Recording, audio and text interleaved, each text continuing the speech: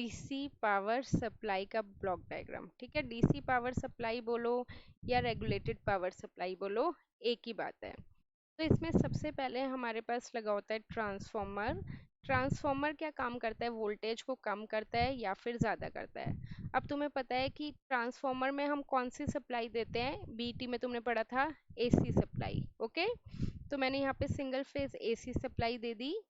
जो ट्रांसफॉर्मर क्या करेगा, वोल्टेज को कम कर देगा। जनरली यहाँ पे वोल्टेज कितनी होती है, 220 वोल्ट, वो अराउंड कितनी कर देगा, 10 वोल्ट। मैं एक रैंडम वैल्यूज लेके चल रही हूँ, ठीक है, ऐसा नहीं है कि इतनी ही करेगा और इतनी ही हम देंगे। उसके बाद हमारे पास क्या लगा होता है, रेक्टिफायर। रेक्टिफायर क्या काम करता है, तुमने अभी पढ़ा ही है। रेक्टिफायर क्या काम करता है, एसी को डीसी में कन्वर्ट करता है, राइट।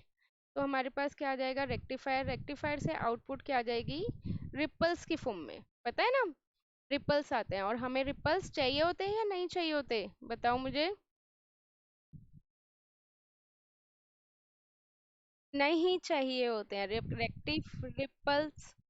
रिपल्स हमें एक तरह से, हमें प्योर डीसी चाहिए होता है, प्योर डीसी हमें नहीं मिलती रेक्टिफायर से। तो उसके आगे हम क्या लगाते हैं, फिल्टर्स। फिल्टर से क्या होता है, हमारे पास pure DC around, exactly pure DC तो नहीं, बट रिपल्स थोड़े से हमारे कम हो जाते हैं। इसके आगे हम क्या लगाते हैं, रेगुलेटर। ठीक है, रेगुलेटर से हमारे पास क्या आ जाती है, प्योर डीसी।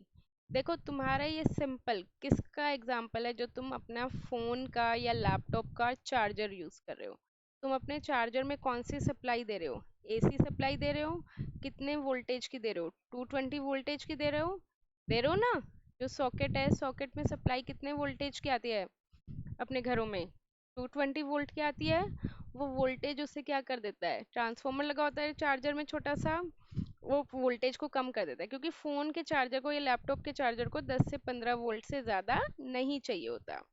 अब तुम्हारा फोन किस पे वर्क करता है, डीसी पे रन करता है। तो डीसी के लिए हमें क्या चाहिए, हम तो उसे एसी दे रहे हैं, राइट, सप्लाई से एसी आ रही है।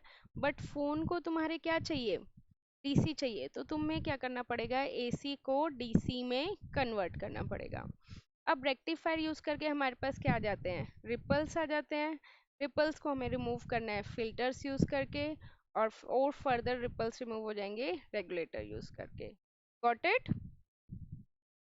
तो अब हम इस क्वेश्चन पे आ जाते हैं, हमारे पास क्या क्वेश्चन था। हमारे पास क्वेश्चन था जो तुम्हारे मणिपाल के पेपर में आया हुआ है, अक्टूबर 2022 के पेपर में आया हुआ है, कि हमारे पास which of the following block is not an essential element of DC power supply. Filter चाहिए, चाहिए ना। क्यों, क्योंकि मुझे से प्योर डीसी रिपल्स हटाने हैं। रेगुलेटर भी चाहिए, रेगुलेटर एक तरह से वोल्टेज को अगर कम या ज़्यादा हो रही है तो उसको प्रॉपर मेंटेन करता है।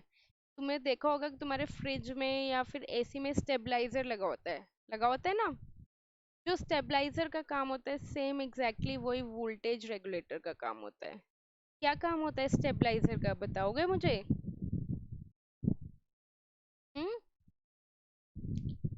स्टेबलाइजर का क्या काम होता है।